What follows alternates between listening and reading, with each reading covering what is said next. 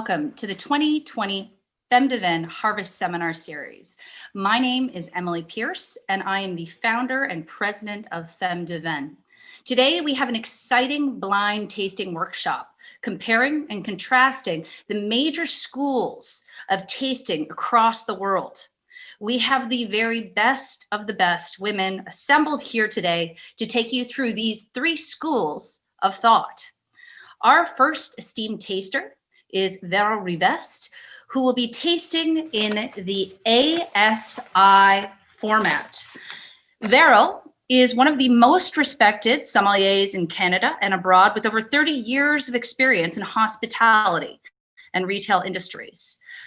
She has won the ASI Best Sommelier of the Americas in 2012 and placed in the top 12 at the ASI World Best Sommelier Competition in 2007 and 2007 and 2010. In March 2013, she became the first woman to make the podium at the ASI World's Best Sommelier Competition in Tokyo by taking second place. She is currently at Soif, a wine bar in Gatineau, Quebec, a really wonderful wine bar I hope to visit sooner than later. Thank you for joining us today, Vero. Thank you for having me, Emily. It's a pleasure to be here. Thank you. Our second taster that we'll be presenting today is Elsa Macdonald, Master of Wine. She will be sharing the Master of Wine format today with us. Elsa is the 6th Canadian and the 2nd female in Canada to achieve the title of Master of Wine. Since her 2003 major career shift from management consulting in telecom and financial services, Elsa has worked in the wine trade in sales, marketing, education, as well as business strategy. She's traveled extensively for her studies and professional roles. She is the past president of the Ontario chapter of the Canadian Association of Professional Sommeliers and is certified by the same body. She currently works for Arterra Wine and also is educator of sommeliers in WSET.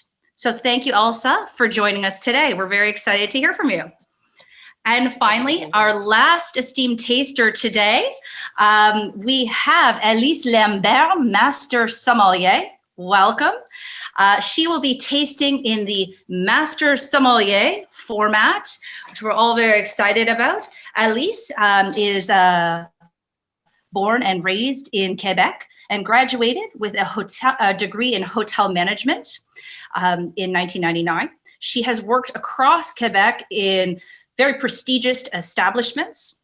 She won Best Sommelier of Quebec in 2004, third best in 2006, and won the Best Sommelier in 2009 of the Americas. She joins us today as one of the few female Master Sommeliers. I believe the only Quebecois Master Sommelier as well. So thank you, Elyse. Not the only, the only woman Quebec, sorry. Of course. So thank you, Elyse, for joining us today. We're very excited to hear your perspectives. A little bit about myself and how I ended up being on this really prestigious panel. My name is Emily Pearce. I am certified through the Court of Master Sommeliers. I have sat my Master Sommelier theory examination. I am also on the second stage of my Master of Wine certification out of the UK, and I did represent Ontario in the Best Sommelier of Canada competition. So I'm very grateful to be on this panel with all of you esteemed ladies. Now, before we get started, I'd just like to get through a little bit of housekeeping. This entire workshop is 90 minutes. The first hour, we're going to have tastings by all three ladies, starting with Vero, moving to Elsa, and ending with Elyse. They will be presenting their styles of tasting. They will be doing a blind tasting. We're going to be discussing the wines, revealing the wines. And the last half an hour, we will be opening it up to questions from the audience. If you do have a question, please put it down underneath here on the Q&A. If you press the Q&A, you can pop a question in there. And all those questions will be vetted and introduced into the conversation after 1 hour. So our last half an hour will be questions and comments from the audience. I'd also like to acknowledge and thank our sponsor today, Gibson Family Wines. If you'd like to follow along with the conversation and add to the conversation, there's some great hashtags and handles that you can put on your Instagram to continue the conversation. So please, I encourage everyone to join in and keep the conversation going. So I think we should just jump right into it here. Vero, we are going to start with you here. And I'm just going to give a little bit of note to the ASI format. It's the ASI format. This is a competition style format. This happens all over the world. The tasting is done in front of an audience as well as judges. Different phases in the competition, you can be tasting different beverages. Vero would therefore have to taste still wines, red, white, rosé, sparkling wines, sweet wines, fortified wines, any sort of wine incarnation. She is also tasked with food pairings, temperature, service components as well to the judges and the audience, and always done under tight time constraints. So I will hand this off to you now, Vero. If you would like to add anything to about the ASI style of tasting, please do so. And then when you're ready, we're going to jump right into wine number 1. And so Vero will be tasting wine number 1. Yeah. Thank you, Emily. Let me know or cut me off if I'm talking too much or taking up half of the whole webinar time. Those who know me know that's very possible. I've just opened the wines. You saw me smell them a few minutes ago. I just opened them now, and I was just going through them to make sure none of them are corked. I haven't been tasting competitively since 2013, doing, of course, a lot of mentoring and coaching, and so keeping my foot in the door that way.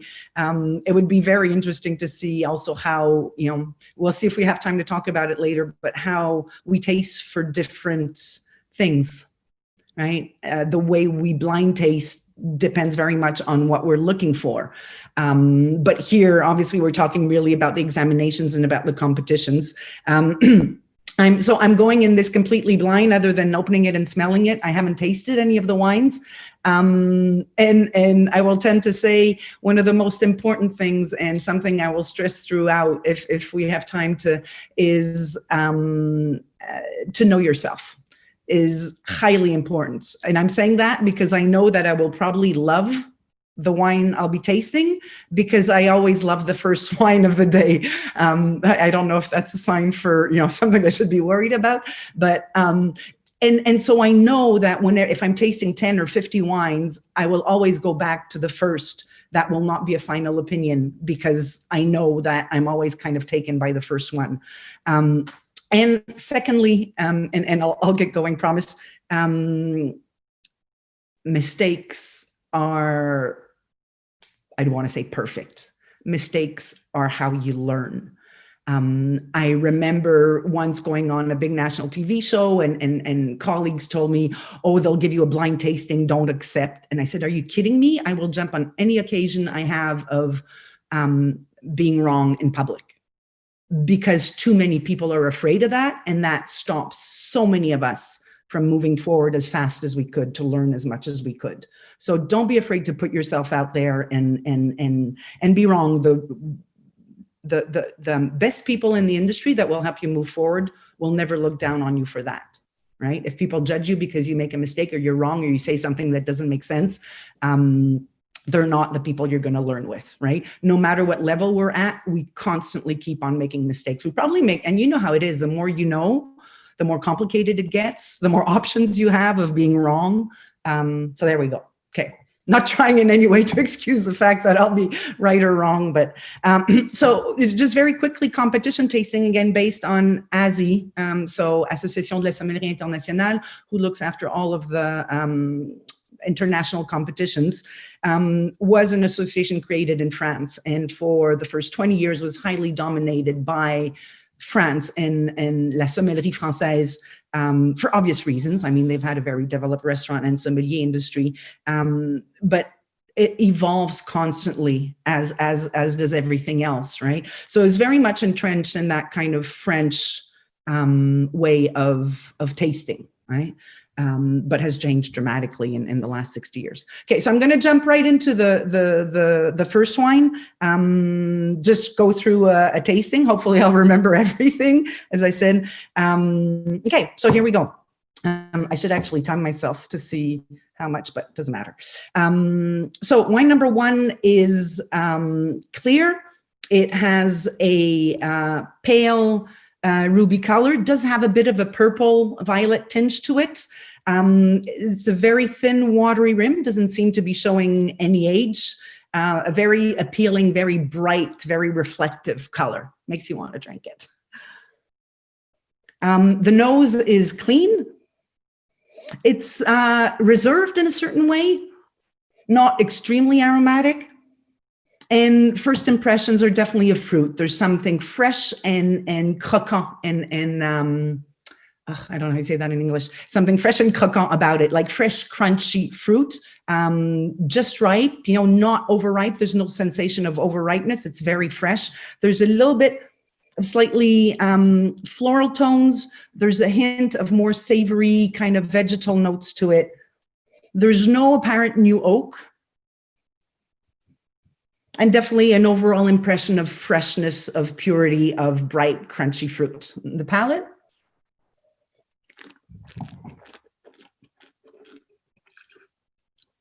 The wine is dry.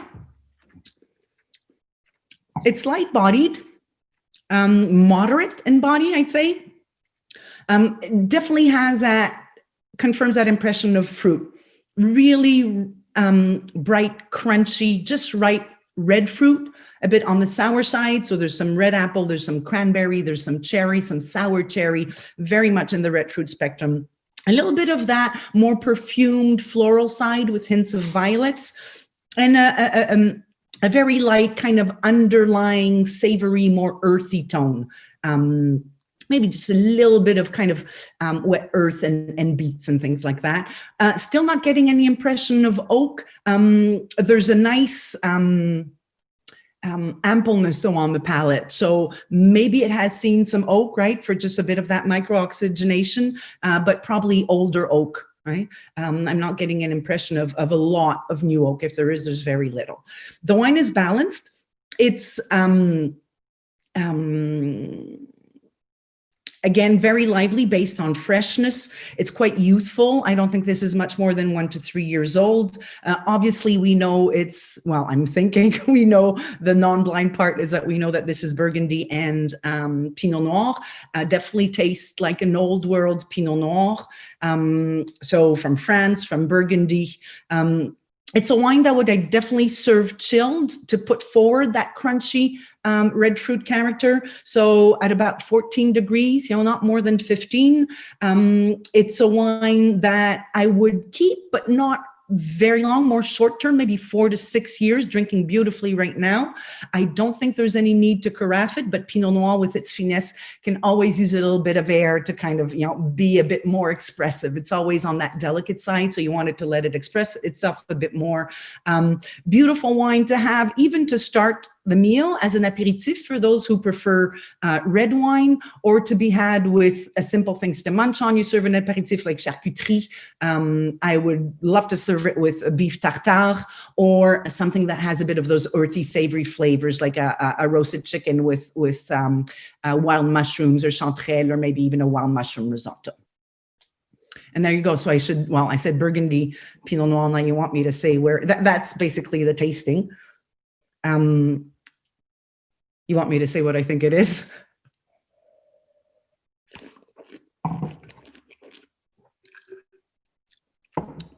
I love that prettiness about it. Pretty is probably the first word that comes to mind.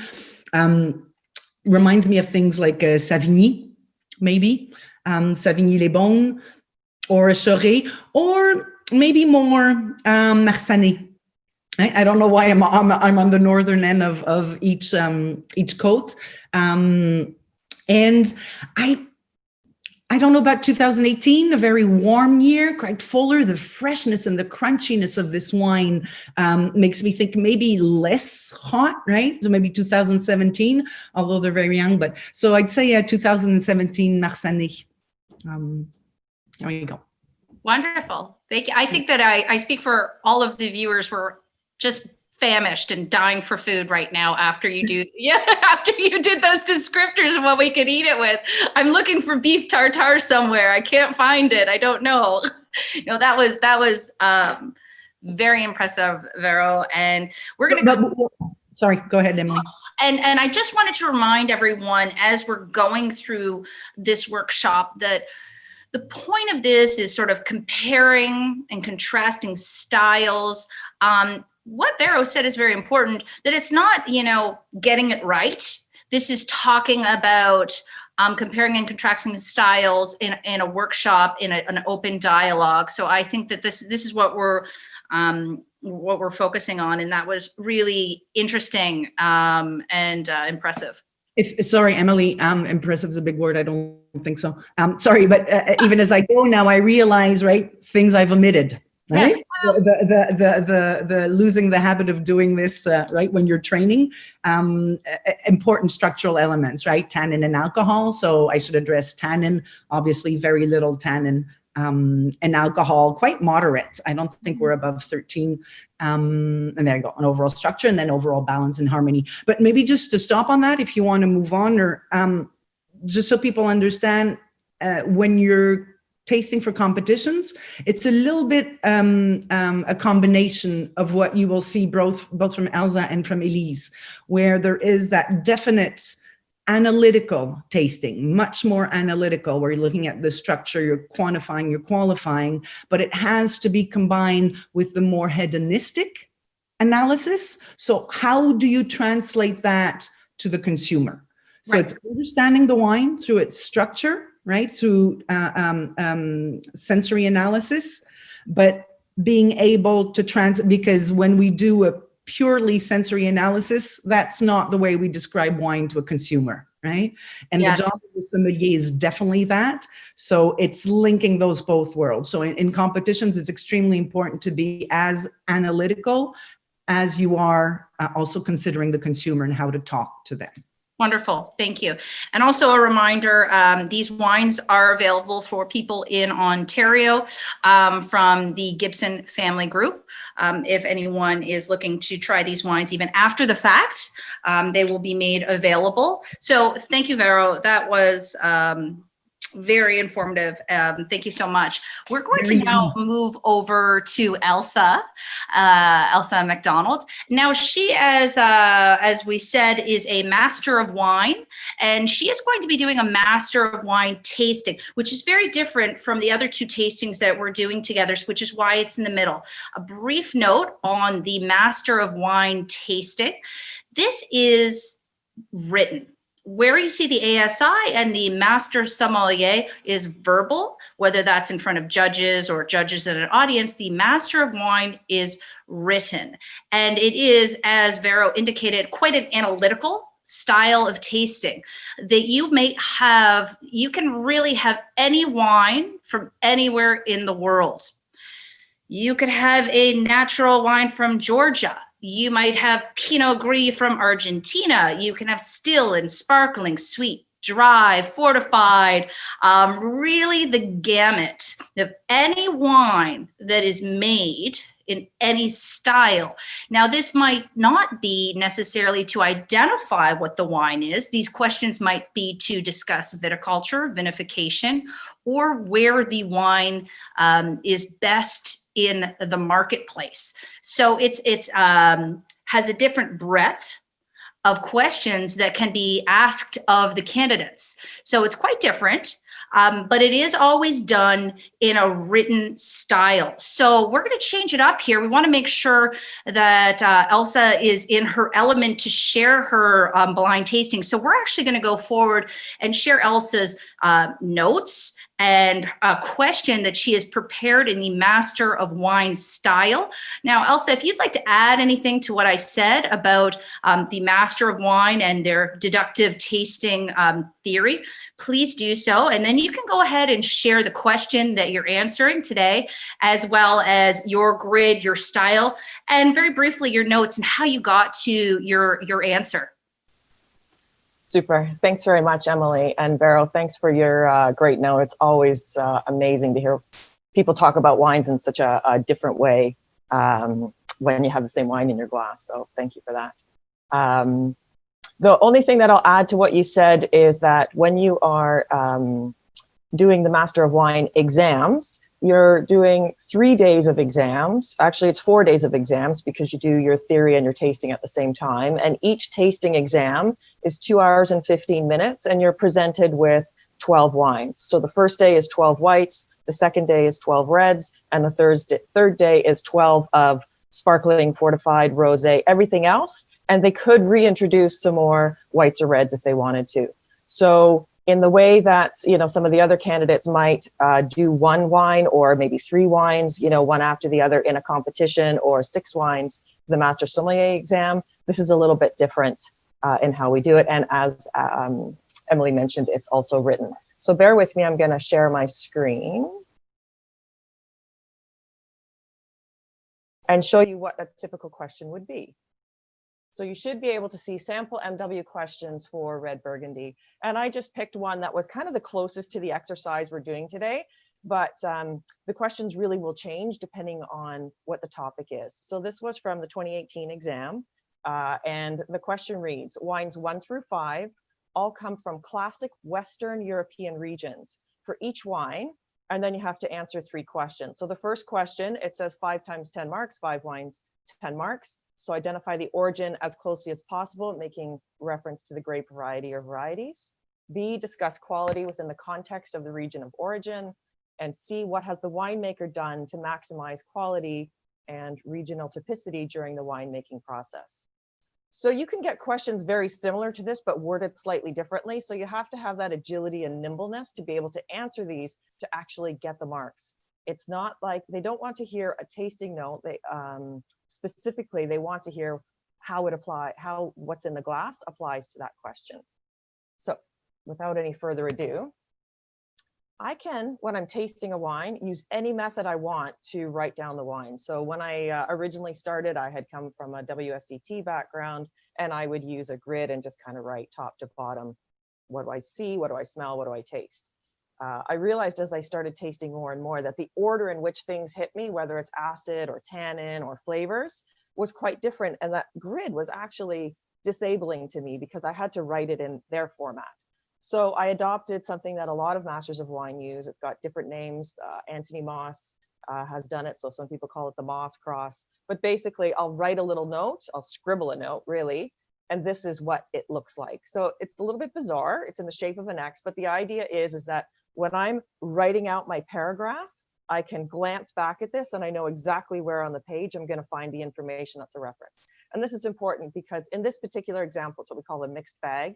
So each wine you're looking at individually, but quite often you'll be given a flight. So it'll say these 3 wines are Pinot Noir, and then you have to say, where are they from in the world? So if I'm thinking, okay, what are the alcohols? I can see across all 3 wines what the alcohols are and make the point that they're all within, you know, the band for what is typical of Pinot Noir in moderate and cool and moderate climates, let's say.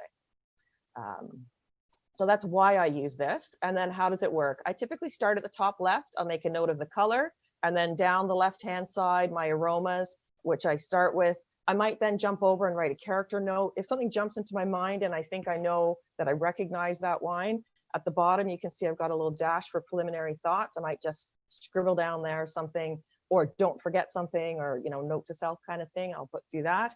And then as I start tasting the wine, I'll add to my aromas and I'll put my flavors listed. And at the bottom of that, I'll have my aromatic intensity.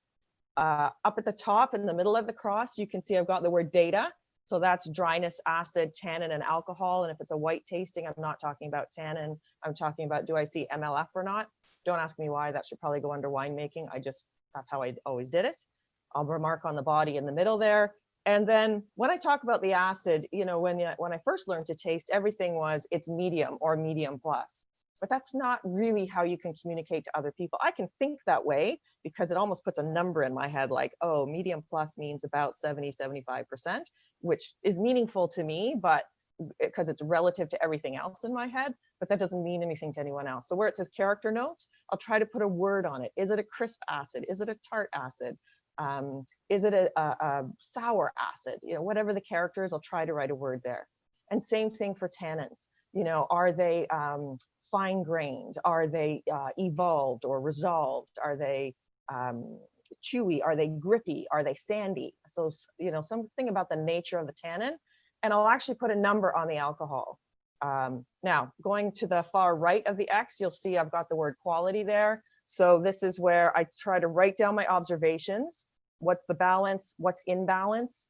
What's the length, the intensity, the complexity? Is this an age-worthy wine? And I'll try to write a number in there. And then anything else that's important related to quality. So I could write something about typicity. Has it already proven that it can develop because it's a 10-year-old wine and it's showing beautifully? That speaks to quality. And then, you know, sometimes I'll call out the oak if it's particularly beautiful. And then in the bottom, I'll have winemaking. So anything from, you know, a whole bunch to MLF, obviously oak will be in there, maturation, whatever I can put will go in there. So that's what I'm thinking. This took me a long time to develop, and this is how I personally do it. And I don't have this written as a template. It's all just in my head because I've just done it so many times that I can kind of do it by rote. But to Vero's point, I haven't been tasting like this in quite some time. So it was really fun to kind of revisit this. So I'm going to share with you what I wrote when I tasted this wine. So pardon the mess. It means a lot to me what's on this page. But you can see at the top on the left, with my color, I leave it at pale ruby if I, you know, wanted to. Then the words red, floral, and perfumed, I probably wrote those afterwards. And down the left, I'm writing what I tasted. So ripened cherry, earth, fresh soil is what I said. There is a little bit of savoriness, a little bit of beet, but quite light. Violets, kind of dried violets, lots of cranberry red currant. Definitely a mineral component coming through, like crushed stones. At the bottom there, you can see I wrote medium plus intensity. I actually found this wine quite expressive. Then jumping up to the top, you can see I called it medium body, and I said that it was a little bit taut. They're very linear in character. It's dry, the acid is crisp, medium plus, medium, and then I said I'm feeling it on my gums, fairly youthful tannins, but there's something nicely polished about them. They're not grippy in any way. They're quite elegant. I did put the alcohol at 13.5. In hindsight, maybe it's a little bit less, but that's what I wrote at the time, so I left it. My Blicka, what's in balance? The fruit, the acid, and the woods. It's interesting. There's certainly not a lot of wood on this, and it's very, very well integrated, but I think it is lending to that elegance and to the complexity in this wine. The length was medium plus, and I wrote the words elegant, and I think I said refreshing. My intensity, I wrote medium plus. Now, again, when I'm actually writing my notes, I'm going to embellish a little bit on that, but that's just what I read. Complex, I said 3 tones. So often when I'm tasting a wine, I think about high tones, medium tones, and low and sort of deep tones. And if a wine has all of those, then I'm seeing some complexity. Another way to look at complexity is, you know, how many different flavor categories did I go through? So red, floral, and perfumed, you know, I've got some good complexity there.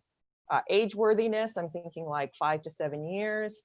Obviously, at first I thought it was a little shorter, maybe only 4 years. So then I'm starting to think about where this is coming from. Now, I probably didn't write the word village / better at the time I did that. I would have gone over and written my winemaking notes. So under winemaking, I've got toast and baking spices, very restrained oak, definitely less than 25% new. So that's immediately taking me out of the Grand Cru, probably also out of Premier Cru. So I'm thinking, you know, so just a little bit of new oak. So then I probably jumped back and I'm starting to pull all this together in my mind and narrow down where I'm going. So I'm saying it's probably not a Premier Cru because it doesn't have the tannin and the concentration. I felt it was very linear and precise. So I'm kind of looking somewhere around a village level. The next thing I would think about, usually, because I know that it's Burgundy, I'm thinking, is it going to be Côte d'Or or is it Chardonnay? If you see the structure of my question, it was a little bit odd because my question suggests that I don't know that it's Burgundy, but knowing that it was, then I jump in and look at which one of those it is. Then within Côte d'Or, is it Côte de Nuit or Côte de Beaune? I knocked out Chardonnay because I thought the wine was more structured and fruity. And for the Côte d'Or, well, let's see what I said in my actual answer. So that scribble note there usually has to happen in about a minute, maybe a minute and a half, because I have a total of 2 hours and 15 minutes for 12 wines. So 11 minutes, 11 and a quarter minutes per wine. So I've got to write this really quickly to give myself time to actually write the answer. How are we doing for time, Emily? Do you want me to actually read through these? I think you've spoken a lot to it. So maybe just high level, you know, you kind of spoke to the alcohol. If you want to go through the structure for sure, and just the highlights. Okay. So first question, identify the origin as closely as possible, making reference to the grape varieties used. So pale ruby color, red fruit character, cranberry red currant, a little bit of leafiness, moderate fine grain tannins, suggests, sorry, I can't see, Pinot Noir. So I got to get to Pinot Noir first. Fresh style, restrained oak influence supports. Medium body, moderate alcohol. You see here, I modified it a little bit because by the time I got writing, I was retasting it probably. Consistent with moderate climate expression. Very good quality, extended finish, elegant texture. Anything in brackets that's reinforcing my point, that's my evidence. And classic description, which I was given, suggests a high quality region, mineral character, evident concentration points to Burgundy over fruit-driven style of Germany or lighter intensity of Sancerre. I had to take them into account. Linear texture and precision of fruit suggests a Côte d'Or village quality level over less structured, more fruit-driven Chalonnaise. You can see I'm trying to explain to them why I made my choices and what should be in the realm of possibility. Light and perfumed, evocative of Volnay. However, the polished tannins better support. I went with Chambolle-Musigny. I thought this had some really lovely perfume on it, and that's where I went. And then I have my quality note, and then I also talked about winemaking. That's wonderful. And do you have a vintage on here that you landed on, Elsa? It wasn't asked. I do think it's fairly youthful. I think, you know, it's always the question, does it come from a greater village or, you know, one that has a better chance of ripening in a cooler year, or does it come from a lesser village in a warmer year? So I guess because I've gone with Chambolle-Musigny, I would have to go with a cooler year, because I don't think it's as powerful as many Chambolle-Musigny that you would get, but it could also be the reverse. So, I mean, it could be 17 or 18. Okay, wonderful. Could be a bit older. That was fascinating. Cheers. Cheers. That was absolutely fascinating. There's so much information in that tasting to unpack. Luckily, everyone who's on today or who's purchased a ticket for this seminar series will have the opportunity to view this again. And I know I'm going to take time to go through some of Elsa's notes that she shared with us, because again, it's so rich in content and material. I think that was just fascinating. It's to put all of that down in the written word in such a short amount of time. It's very, very impressive. So thank you, Elsa, for that. That was incredible, absolutely incredible.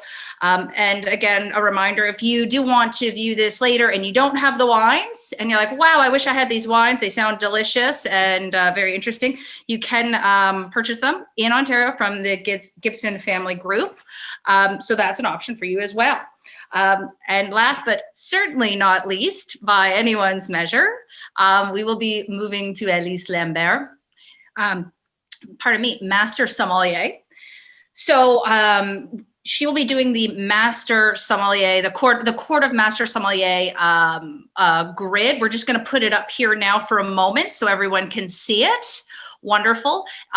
This a little description of how the Master Sommelier and from the Court of Master Sommelier is administered at the very highest level, which of course Elyse did succeed in passing, is the Master Sommelier exam. In this exam, you have classic wines of the world. So we might be talking about whether it's Sauvignon Blanc from Sancerre, Syrah from Côte-Rôtie, Cabernet Sauvignon from Coonawarra, perhaps Pinot Noir from Willamette Valley. So the classic wines of the world will be presented. They are 3 whites and 3 reds, still wine, well, for all intents and purposes, table wines. And you have 4 minutes of wine. And it is an examination process in front of 3 master sommeliers. So just like the rest of the ladies on the panel, a high stress, high stakes tasting, perhaps in a little bit shorter of amount of time. And this is all done verbally. So Elyse, I'm going to hand this off to you. We did show the grid briefly. Yes. I spoke to the Master Sommelier, the Court of Master Sommelier, sort of the process of it and the wines that are presented. If you would like to add anything to that, whether that be the process of the tasting or the organization, I welcome you to do so. And then get right into wine number 3. Thank you, Emily. Welcome, everybody. Good afternoon. It's a pleasure to be with such a great panel with Veronique and Elsa this afternoon. And I think that everybody will bring something different at the table. But as I've been tasting to prep my exam for Court of Master Sommelier, and I was quite stubborn, so it took me a quite long time before getting it. I sat this exam 6 times before getting it. So talking about being stubborn or being focused, I think is part of who I am, but it got me to be a much better taster, I think, at the end of the day, but as well a much better teacher. When you speak about blind tasting, it's a deductive tasting workshop. I don't like to think it's blind tasting. Let's call it deductive tasting workshop, because we want to keep the idea that it's a deduction that is based on logical that we're trying to figure out here. And with the Court of Master Sommelier, there are some expected varietals. So when you understand the varietals that are expected by the court, and you have to as well play with classic example. Blind tasting, you can fool anybody if the wine is not classic. So playing with classic example will be quite important. But as well as a person when you start tasting, it's important as well to prepare. And when I think of preparation, it can be as basic to start with. If you're nervous because you're competing for best of the world, or because you're sitting for an exam, it's going to be to go for a good walk or for a good run, take some fresh air, like good aeration to prep yourself and lower the stress, because managing the stress will be key to achieving a blind tasting successfully when you are at certain moment such as exam. The other thing that's going to be fundamental that made a huge difference for me is calibration. Calibration, because when you're stressed, most of the time you do not salivate as much. Your gums dry up, and you're kind of looking for your saliva. You're going to be like on your first wine a little bit off. And if you're off on your first wine, you may be off on the 5 following wine. So basically calibration has been key for me. What is calibration? High acidity, low aromatic on oak white. What did I pick? I went on my favorite, probably one of my favorite appellation, Chablis, because I wanted to have something that was zippy. And I picked something just to keep my palate really fresh and really able to inline the right acidity on my wine, because the structural element will be key.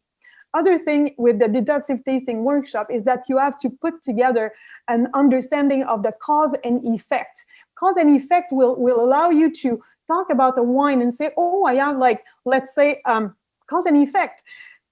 I have a wine that does not have much color.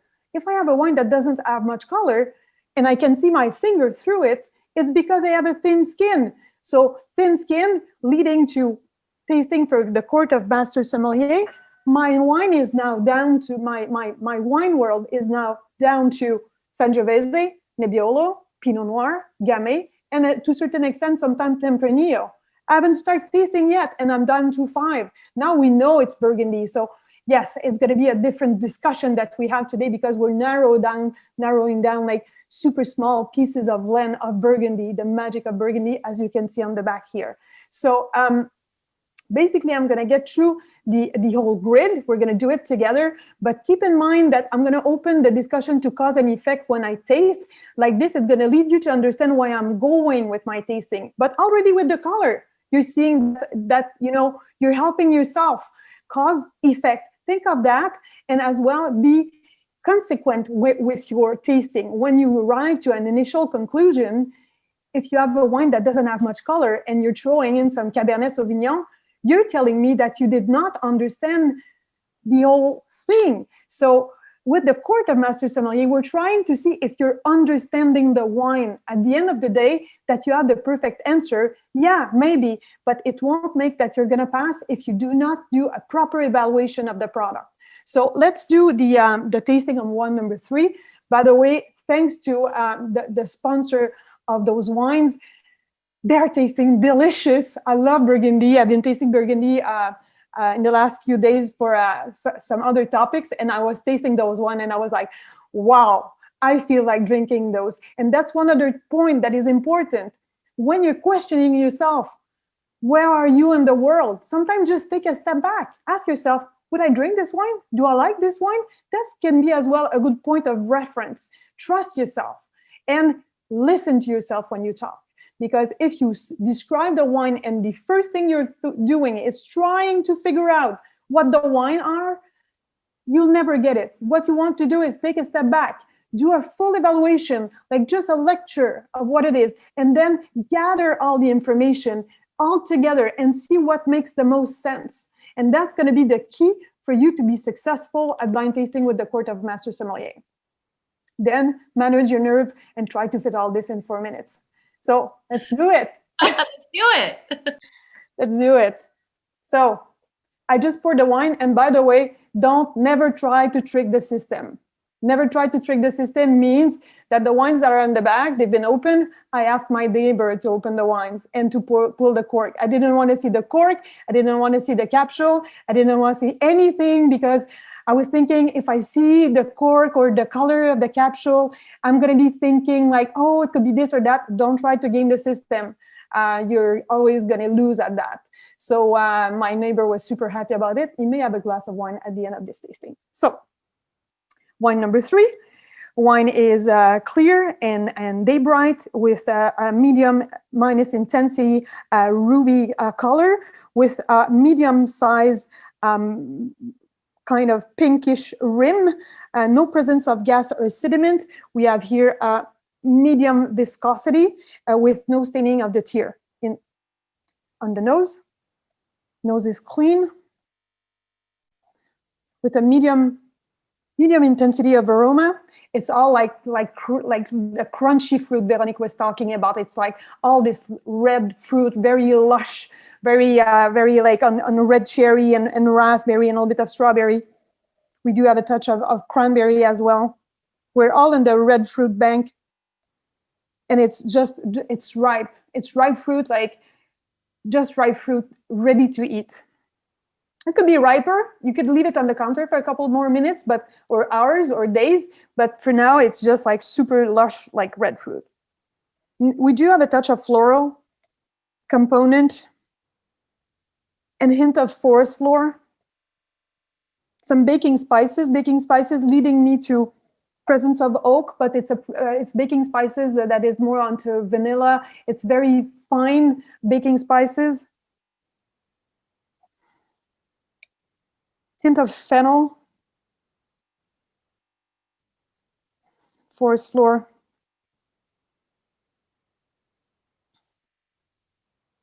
It's very fruit driven. It's very youthful. On the palate.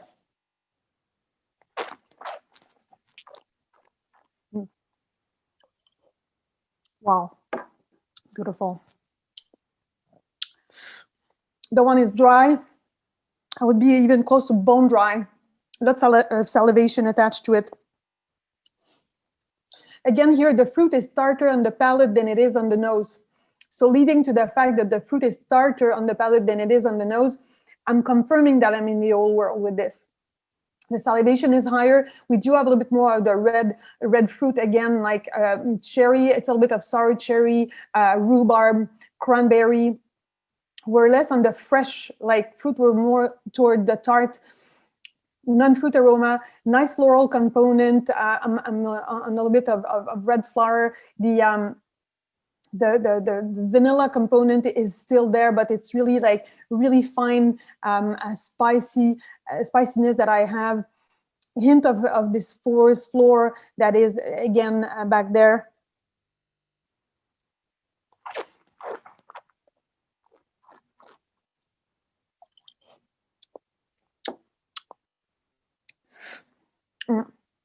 Hint of fennel again. On the wine is medium plus acidity, medium plus alcohol, medium. It's medium tannins. The tannins are ripe. They're really fine. They're really polished, very delicate.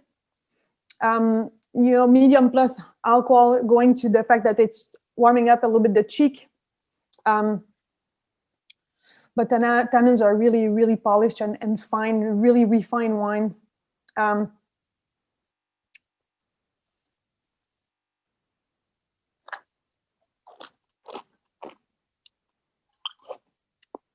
Solid medium plus complexity.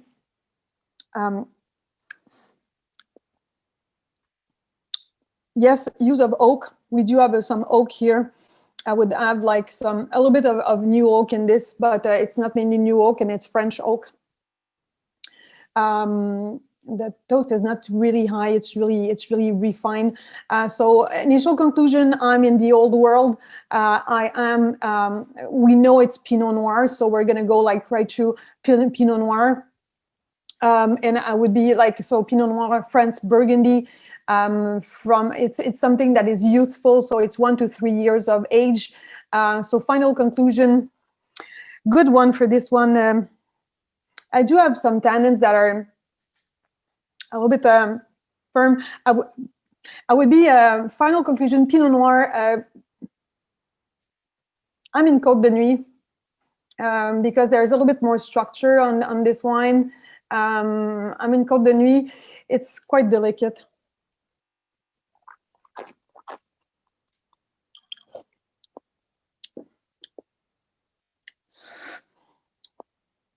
It's a tough call. You have to be okay being wrong, and that's okay. I'm gonna be wrong, and it's okay. I can be right, but I will probably be wrong. Burgundy is a tough one.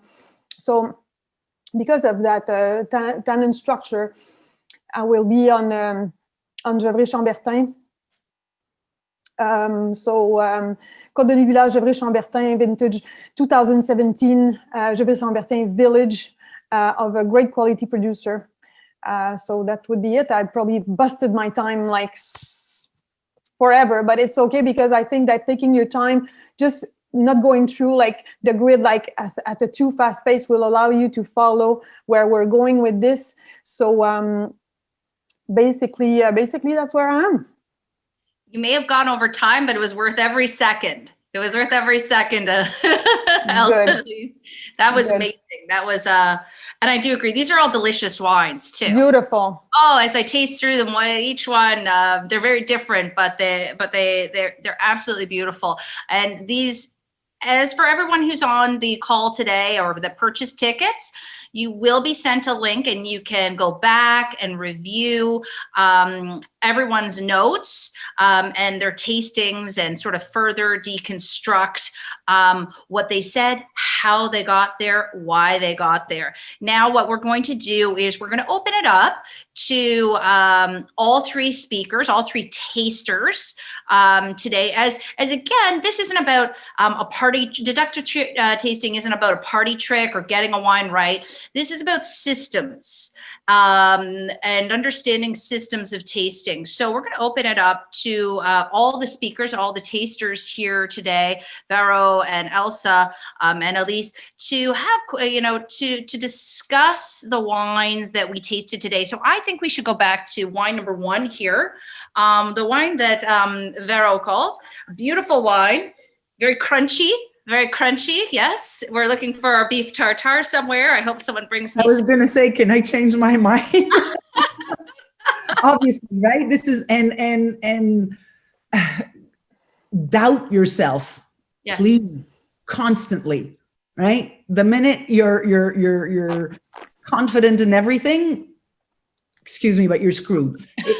Seriously, this is a learning process, and doubting yourself is the best thing. And when you taste more than one wine, right? It's so hard to do this with one wine only. Yes. When you can compare, it makes things much easier, right? At least to put things in perspective. And a tasting like that is, to me, is highly educational, because we're not doing, like a Napa Cab, a Burgundy Pinot, and right, a Southern French Grenache. These are very close in style, right? So this is right, really pinpointing what, like Elyse was saying, that kind of deductive analysis. What is it in there you can go and get that helps you? And when after tasting the 3, when I come back to the first one, and really the first thing, one of the main things I said about it was the prettiness, that really crunchy, fresh red fruit character and light florals.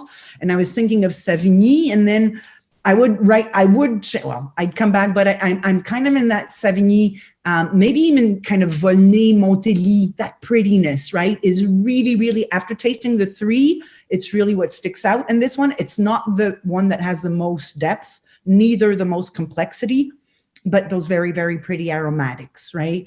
So, but yeah, and at a village level.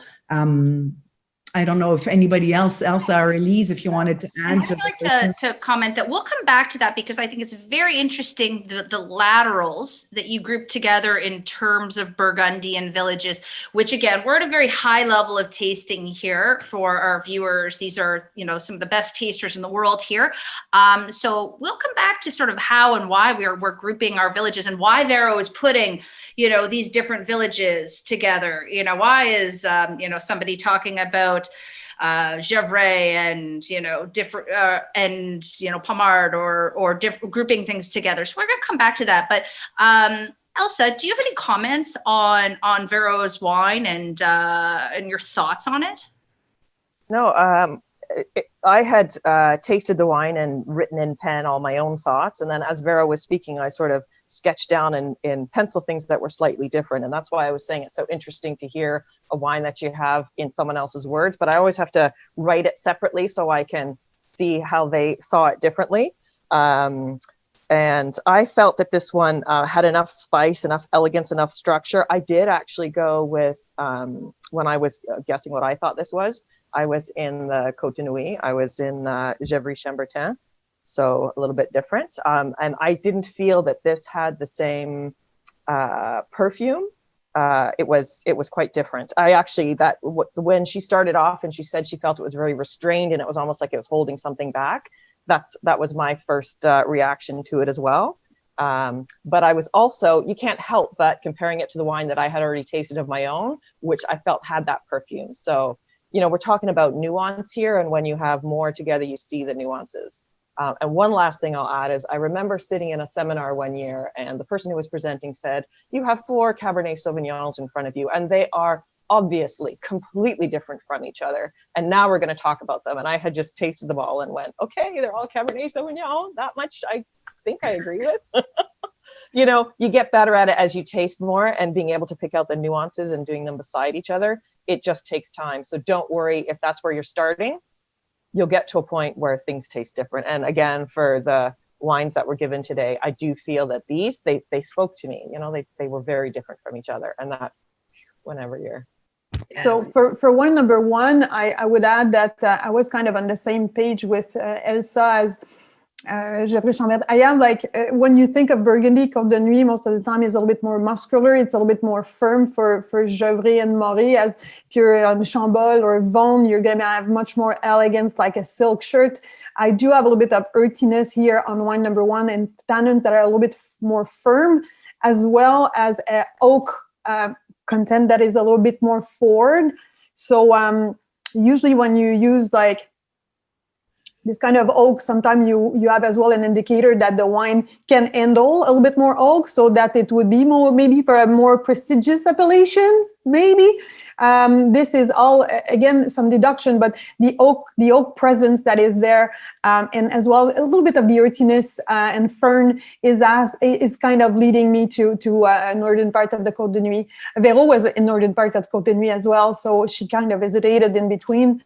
But I think we're all like, from Marsanne, Ficin to Gevrey, we're about 3 kilometers. So let's like breathe and think that we can be like with lots of insurance, very wrong. But if so, I'm ready to be wrong. But I'm gonna drink the wine for sure tonight. Absolutely. And I think that goes back to Vero's point. It's, saying how like the masters have got it wrong more times than the beginners have even tried.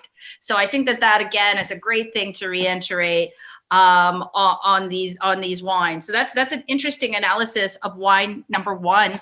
I'd like to move on to wine number two, which was Elsa's wine, which was, again, there was so much depth and so much information shared, Elsa. Thank you. So we came down, I believe it was a 2017 Chambol Village. Was that correct, Elsa?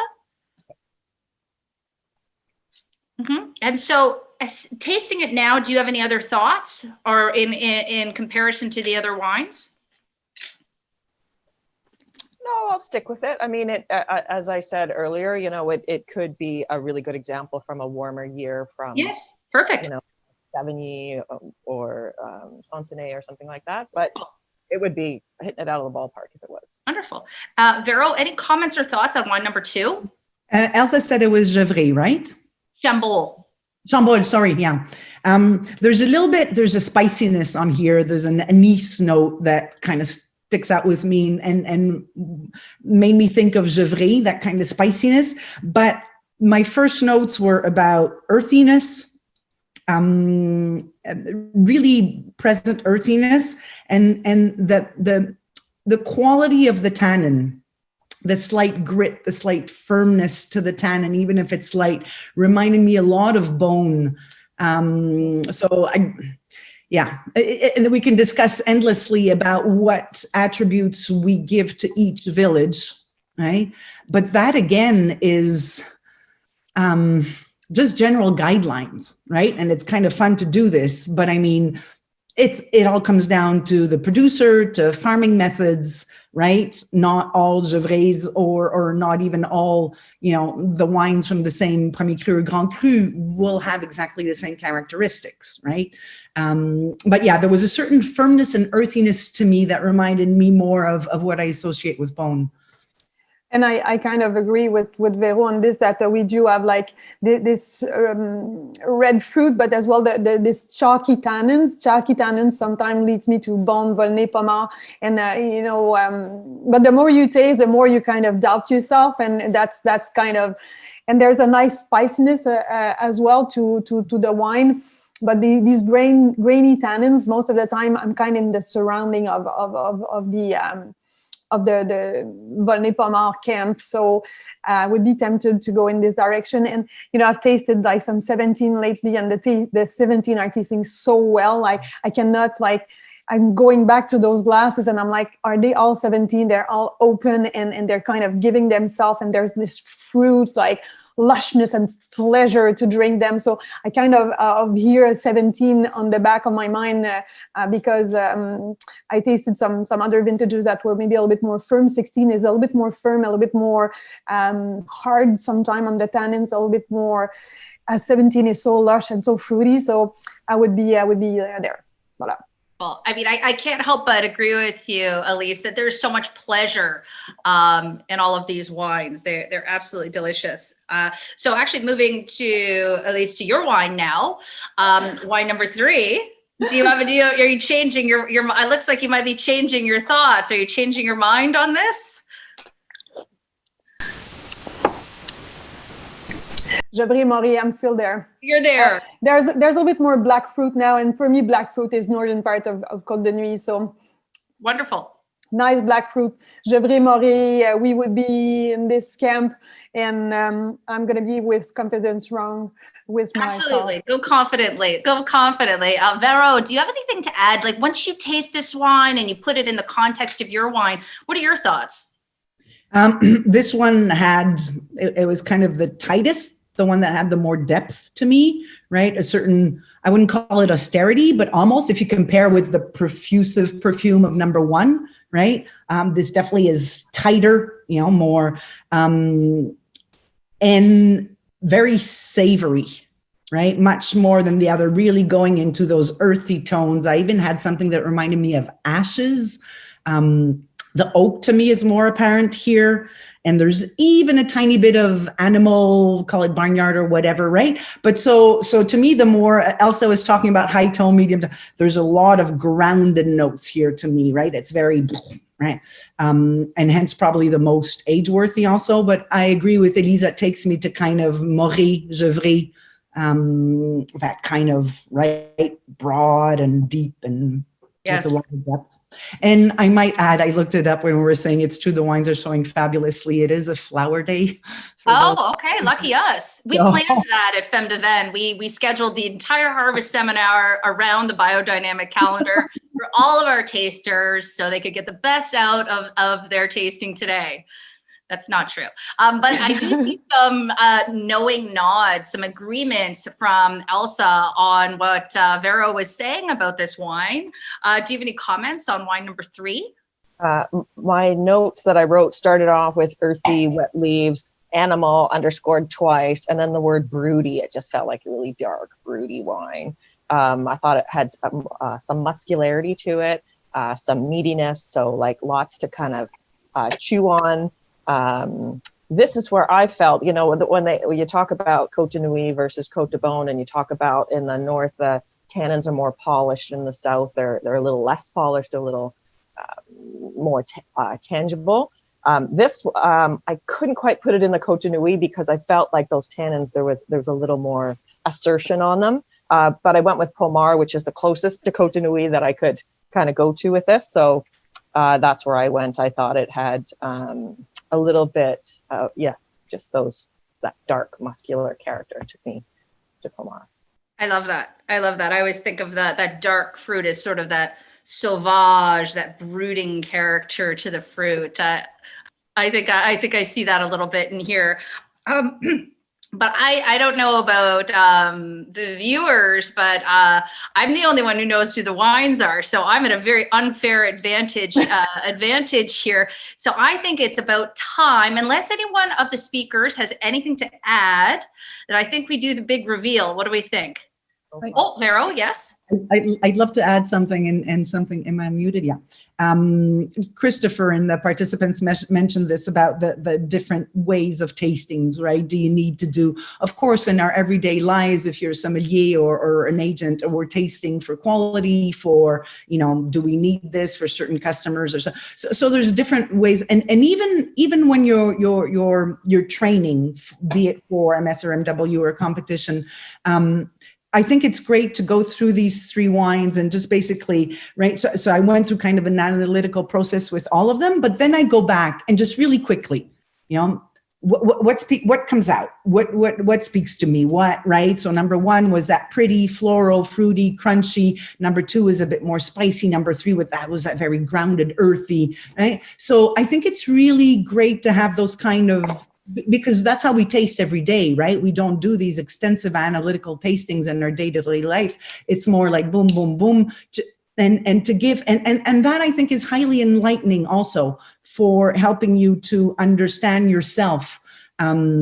I remember it's something I talked with Elsa about was I used to have a lot of problems with, for example, Zinfandel, because I don't drink a lot of Zinfandel. I don't particularly like it. So because I don't try it a lot, I had a hard time identifying it. So sometimes when I'm tasting, I just ask myself, do I like this or not? Right? And that helps me so much in trying to narrow things down. And it comes back again to knowing yourself. And understanding your taste. And that's your best barometer, right? In terms of judging a wine. Do I like this or do I not? Or what are the things about it I like and I not, and bring them, because what's the thing or the most in the world? It's yourself, hopefully, or at least work on getting to know yourself and understanding. And that's your best barometer for judging anything, right? Because you're used to tasting many things. So the analytical approach is great, but bring it back to you and I don't want it right to your emotions. Very often my like one and unique call is, do I like this or not? Yes. Right?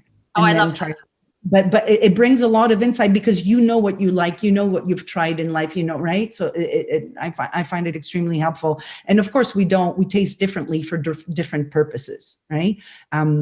Today, when I'm purchasing for the wine bar, it's very basic.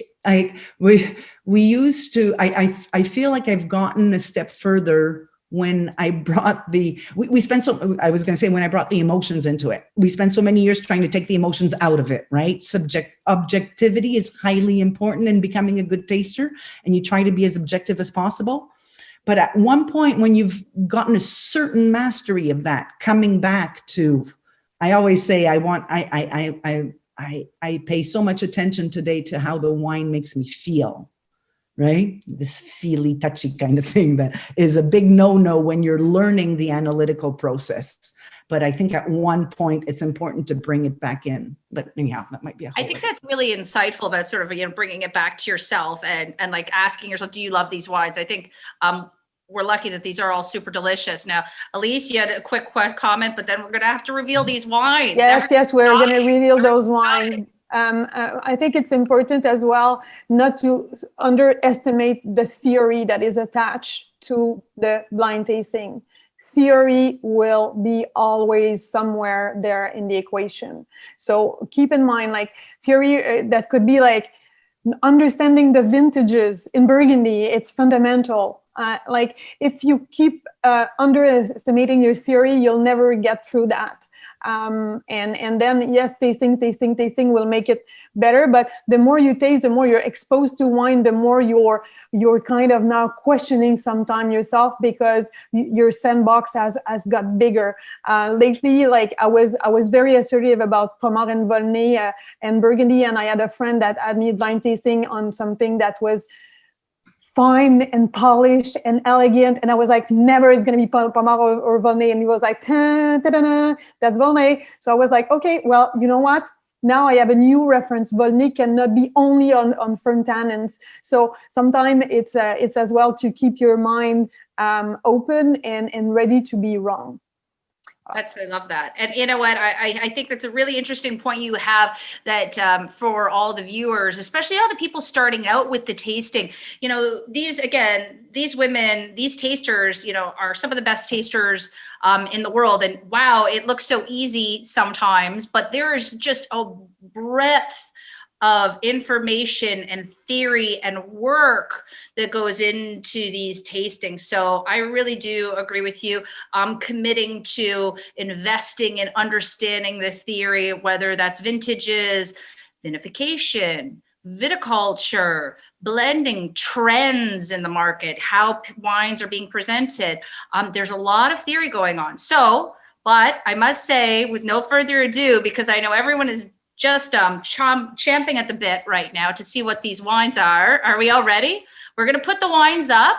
1, 2, and 3. Here we go. Oh my God. We don't care. Let's just drink them. So here we are. So we had a Nuit Saint-Georges, a Savenay Le Bon Premier Cru, and a Pommard Premier Cru. Here we go. And these again were, as we all were saying, are all delicious wines that we all loved, all very elegant in style. These wines, if you're reviewing this after the fact, are available through Gibson Family Group. These delicious wines. So if you wanted to get these wines, you can. And you can review this seminar after the fact to go over and write down the what the wines are specifically. And I just messaged and wanted to add to this note the oak treatment for these wines, because we did talk a little bit about oak. So just to be clear, just so we have, so we know, wine number 1 is 25% new oak for 18 months. Wine number 2, 30% new for 14 months. And wine number 3 ranges 20-25% for 15 months. So there you go with what the wines were. And again, this is not, to see, getting it right or getting it wrong, but I think it was a really interesting reveal. Now, going to the question, yes, Elyse. I have to say, we were confidently wrong, but I have to see that those 3 are all 2017, and it kind of gets me super happy, because I was saying your theory, never forget about your theory. It's tasting well, it's crunchy, it's this and that. That's 17. Right now, you want to sell 17 to all your customer, because they are so easy to drink and so fun to drink. Anyway, closing the conversation, we were completely wrong. I was dying. I wanted to say something, but I couldn't. No, you were right. They are all. So the theme of this tasting is 2017 Pinot Noir across Burgundy, as we can see. And there was a range of styles here. Absolutely a range of styles that were present. And just to speak to that, I'm going to circle back to sort of what Elyse was talking about, understanding the theory. And we have some questions from the audience, and this sort of came in, understanding theory in reference to viticulture and vinification in blind wines. Now, I know this is a little bit different for the different schools of tasting. So Elsa, can you speak a little bit about the importance or how you try to incorporate understanding viticulture and vinification in terms of your blind tasting? Yeah, I am directly asked questions specifically on viticulture and vinification. So in terms of gaining your marks to pass, there's no hiding. You have to know it, and you have to be able to, the discipline that I had to have to answer those questions was to, let's say that it's something quite obvious, like it's a Marlborough Sauvignon Blanc or something like that, that, you can figure out the identity with quite a bit of confidence because it's quite unique. But when you're writing your viticulture and your vinification, not to write how you know that wine is made, but actually write what's in the glass and tile of your evidence to it. Because if you don't, they just call it a tasting note, and they actually want to see the connection between the two. You'll notice if you actually looked at my winemaking for that I wrote for this, I was really in two minds. Do I write about this idea of wild fermentation? Can you actually taste categorically that it's a wild ferment? How do you know where those flavors actually came from? So I was a bit dodgy, and I put in, possibly because the question was about, how they get typicity. And so I was trying to say, the complexity may have come from that. So I think it's very, very important. And I think for me, it's also in the identity of the wine. If something's not logical, it's probably not true. So if I've done all of my theory homework and I know what the logic is supposed to be, if I taste something and if it doesn't all kind of add up, I'm on the wrong path. It's possible that I've also read the wine wrong, but assuming, you got to have the confidence and just say, okay, I read the wine right. And then you got to keep on going until you get one where everything matches. So. All right, I was on mute there. That's very interesting. Now, I know, Elyse, there's been greater exploration in depth with the Court of Master Sommeliers in understanding cause and effect in the glass, cause and effect. And how you associate or link, sort of as you were saying, things that happened, whether it be in the vineyard or vinification. So can you speak a little to that about understanding your theory, Yes. vineyard and vine, to blind tasting? Of course, that the concentration of a wine could be easily attached to sometimes yield. But if we go back to maybe things that will be more obvious for us, it's going to be carbonic maceration, malolactic fermentation. Malolactic fermentation brings you notes of butter. So like, or plain yogurt or anything that's going to be like attached to something that is lactic notes. So basically, or like aging on lees. Aging on lees will bring you some blanched almond notes or some sourdough notes that you're going to have somewhere. Carbonic maceration will bring you something that is really tutti fruity, like some little jelly gum, like how you call it, les jujubes, the Gummy bears. Gummy bears. So it's gonna bring you something that is really like fruity and on the gummy bear side. So you do have some reference. So when you identify those, that you have to link this to a vinification technique, the oak content.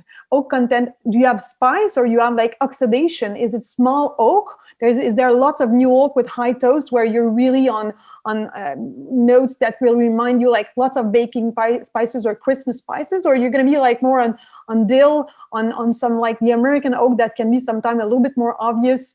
So the type of oak, or you're on very large Slavonian oak from like Italy, where you do not have the oak, all the spices, but you're gonna have a certain oxidation. So that's where you really link the vinification method and aging method to your tasting, and that's completely the base of what's going on if you want to understand a wine. So after that, it's going to be the structural element, but I don't want to go too much in depth with that. We can maybe discuss it later. This being said, vinification, each action of vinification will bring you up to a consequence that you're going to find in the wine. And it's for you to always find the link, which will lead you to like your way of initial and final conclusion.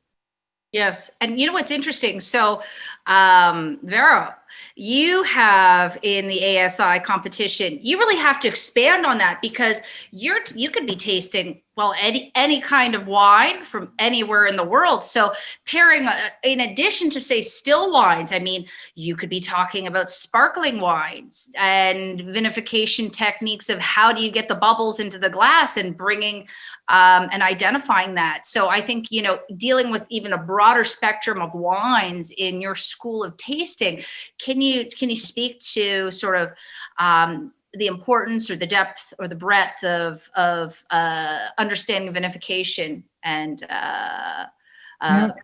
growing and making wine?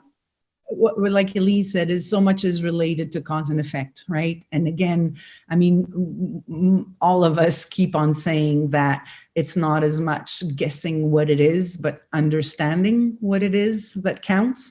And if you want to understand what it is, well, you have to start from the beginning, right? So obviously an in-depth knowledge of viticulture and vinification and how they affect the outcome of the wine are hugely important, right? I always tell students, or you getting it wrong is there's nothing wrong with that, right? It's not the most important part, but really being able to understand the wine, and that comes so much into perspective when you know that, right? I the other day when we were preparing this, I mentioned that at the World Competition in 2013, one of the wines in the final was a Chenin Blanc from India.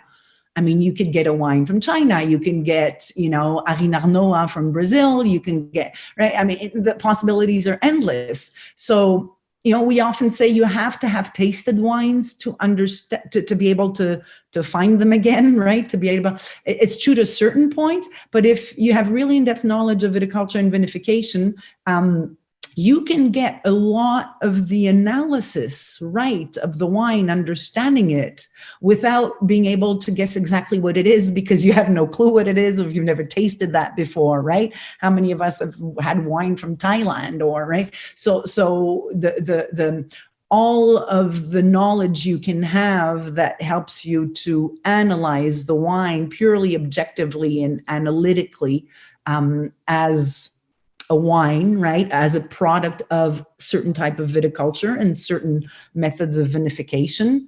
There's a lot you can analyze and get right and understand about the wine without knowing what it is. That's really interesting. I can't say that I'm particularly versed in wines from Thailand. Maybe I'll put that on my to-do list. I don't know. There's a lot of wines in Burgundy I think I want to try first. I'm not sure. I don't know if that was a controversial statement, so I apologize. But it does actually lead to a really interesting question, Vero. As you're talking about, it's not guessing about the wine, it's understanding the wine. But once we understand the wine, we know what it is because we've put the pieces together. I'd like to talk about communication and like, how do we communicate what the wine is? And the question about communication is the language that we use around describing wines. Now, and that might not be, say, the written word versus the spoken word, but this might be the actual words we use. And now 2 examples of, how we talk about wines and how they might be evolving. Firstly, how we associate gender with wine. Masculine, brooding, muscular, feminine, silky, elegant. We always think about Barolo, Barbaresco. I see thumbs down from Vero already. But then also, I'd like to also put into this conversation the descriptors and how we talk about wine in Western versus non-Western descriptors. Traditionally, as Vero, you were saying about the ASI, it started in France. A lot of French food, French cuisine, French sommeliers. We would use these Western European ways of describing wine, and we're seeing this starting to maybe change or evolve.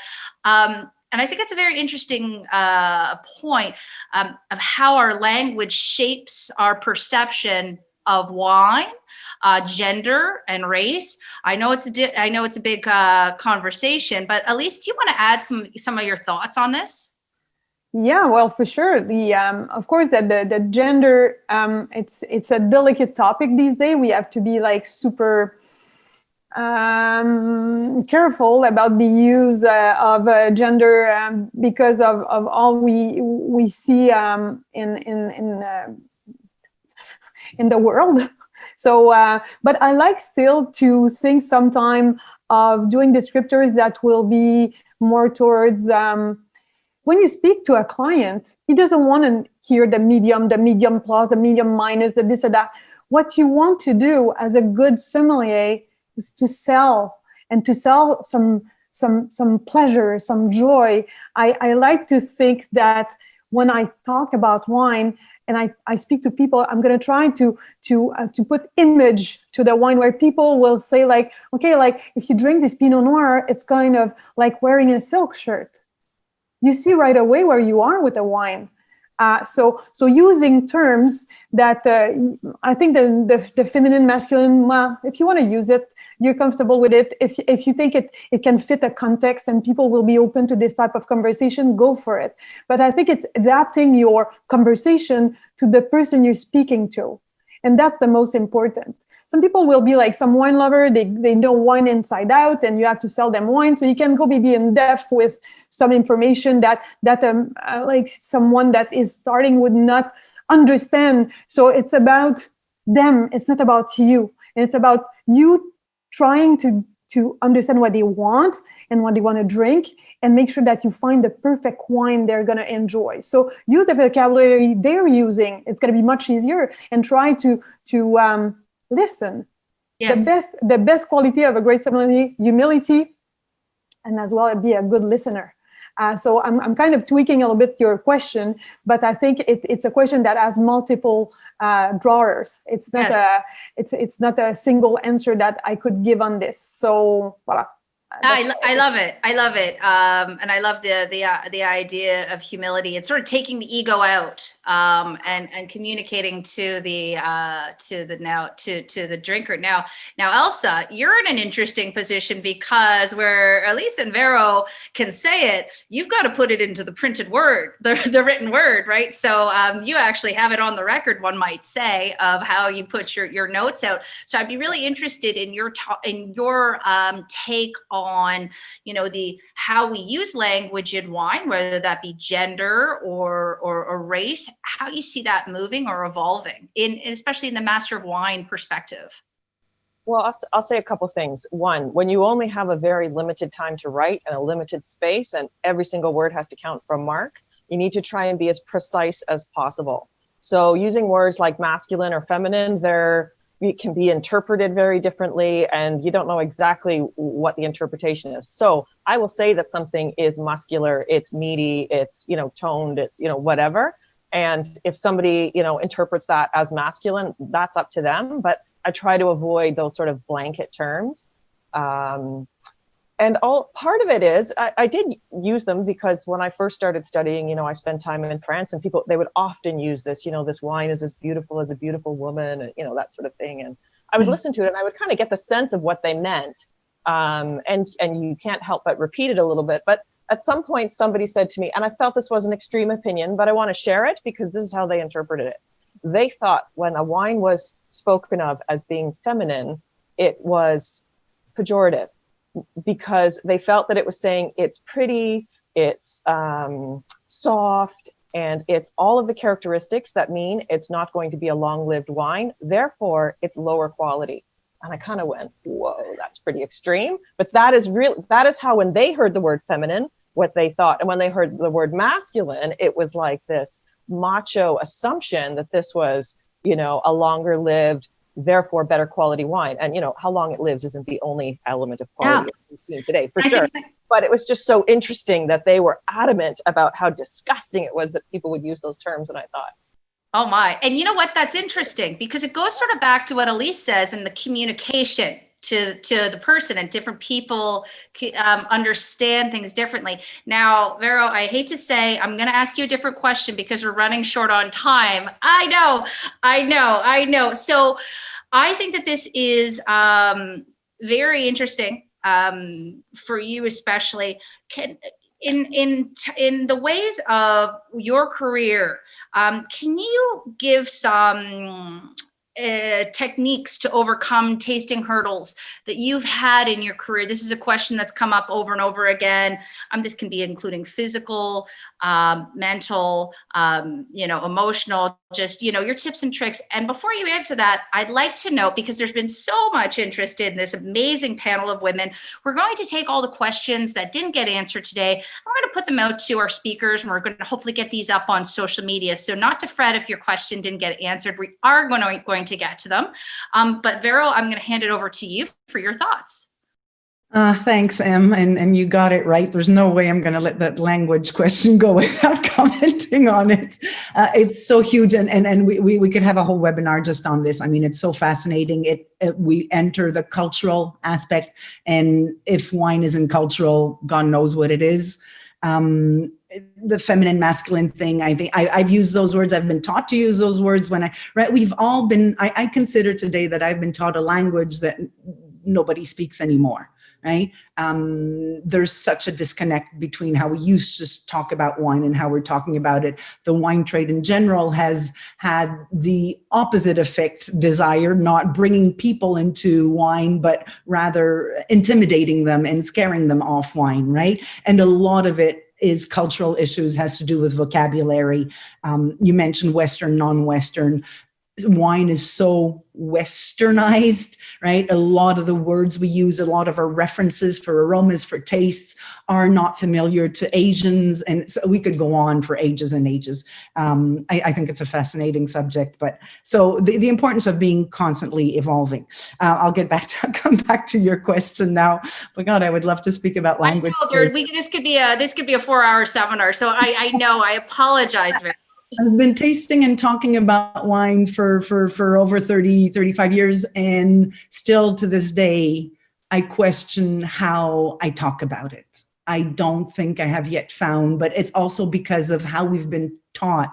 And that is so important. It's such a big part of, and I think a lot of what I'm doing is trying to unlearn what I've been taught. And that's very difficult. And we're always doing that in the world of wine, right? Even when we're talking about theory, right?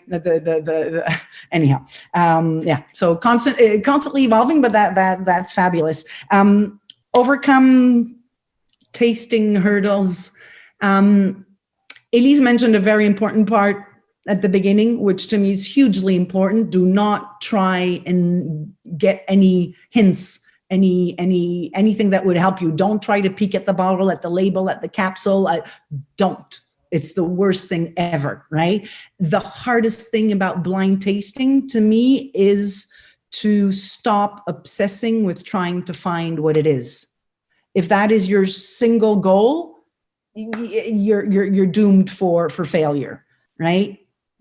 Your goal should be to try to understand the wine, not guessing that will come, right? And it's fun. But if you're obsessed with that, right, the slightest indication you might get off a bottle shape or something might veer you. And the minute you've decided we all do that. It's the most common mistake and the one we should be the most afraid of. It's to decide what the wine is and then make our analysis based on that. Right? So do everything you can not to get any hints, not to find out anything. Use what you're familiar with. Still today, I know there's probably seasoned tasters here among us, but I think this is always valid. The amount of times, I'll give you a simple example, people will taste a Gewürztraminer and say, oh, it smells of lychees, because they've read that Gewürztraminer smells of lychees, but they've never had a lychee in their life. That is so useless. And we see that constantly. Use scents that you're familiar with. Brings me back to my first advice of getting to know yourself and understanding yourself and what you like and you don't like and your tolerance levels to acidity, to alcohol, to different things. Use aromas you're familiar with. Doesn't mean stick, but you should always be developing, right? Try to develop your portfolio of aromas and flavors, right? Work on that, but only use things you're familiar with. If the Gewürztraminer, smells like your grandmother's perfume, say that, right? Obviously, at one point we have to develop a common vocabulary to calibrate. I think Elyse was mentioning calibration again, right? But at the beginning, start with things you're familiar with, and then the calibration will come. Right? But if you're starting off trying to describe wines by using words or terms that you've read about, but that don't speak to you, it's completely useless. Right? And one last thing, because I think it was Renee in the comments mentioned, how do you control nerves? You drink. No, I'm kidding. Although I know a lot of people going into exams will have a glass of wine or a shot of something. In sommelier competitions at the international level, a lot of people do a shot of something strong before. We all have different ways. That again comes back to get to know yourself, and understanding that making mistakes is part of the learning process of not being afraid. I always say, I think I became good at what I do the day I stopped worrying what other people were thinking about me, about my performance. That's probably the most inhibiting factor, to understand that the good people will not judge you. They're on your side and they will applaud your mistakes. I love that. And I'm going to break every rule from what the facilitator is saying in the back. And I am going to ask one more question before we wrap it up. I don't care. I know this could be a 5-hour seminar because it's so content rich. So I apologize, but I don't apologize. And my last question is for Elsa. You had such an amazing shift in your career. You really pivoted into something very different, and you've been so successful at it. You really, really have, and it's a testament to sort of what grit and determination and talent put together can bring to the table. Can you speak to all of these participants that are on right now, that maybe they're in the middle of the career or the beginning of their career, just some advice professionally and career-wise about being successful in your path in wine? I know it's a broad one, but I'm very interested to hear from you. I think you need to recognize what you're passionate about, and you need to go with that. And if you're passionate about making people happy and you're really good at being in the moment, the whole idea of being a sommelier and bringing pleasure and delight to people every day, and that's one part of it. And then there's another part, which is there's a puzzle where somebody says, this is what I'm looking for, and you have this whole array of things to think about, and you can put it all together and make your recommendations. That's a different thing people can be passionate about. And figure out what you're passionate about, and then try and put your energy behind the thing that you're passionate about, and try to move in that direction. And it might not be obvious to you when you start, so just try lots of things. But usually what you're passionate about, you find yourself able to dig in. And people say it doesn't feel like work. It does feel like work, but you enjoy every minute of it. It was a fundamental life shift for me to move from something I could do. I mean, I was pretty good as a management consultant. Like I did a good job.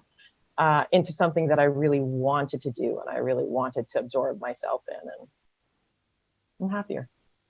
Wonderful. And again, ladies, I really wish I could spend the next 2-3 hours going over all of these questions. I would prefer if we were all together sharing some of this delicious wine, maybe at another time, in another place, we'd be able to all come together. But sadly, we have run out of time. As I did say, we will be taking some of these questions that were put from the viewers and collating them and trying to get them out on social media, because there's so much content here. There's so much depth, and to have 3 again of the best tasters in the world, all from different schools, sitting here is overwhelming. I must say, I am personally very grateful to be sitting here and sharing this time with you.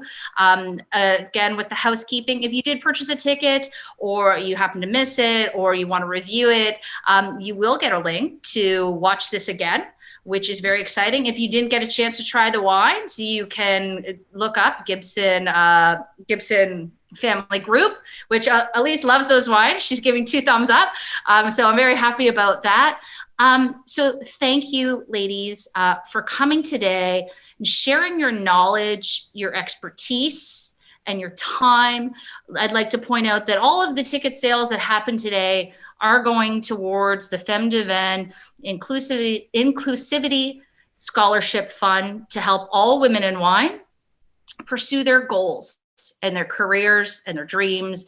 And so we're very grateful. So thank you for all of our participants and our speakers and our sponsors today. We will leave the chat box open for a few minutes. So if you'd like to put your comments in or have a little bit of banter, that's wonderful. So I'm going to sign off again. My name is Emily Pearce, and thank you to all the ladies who have joined us today.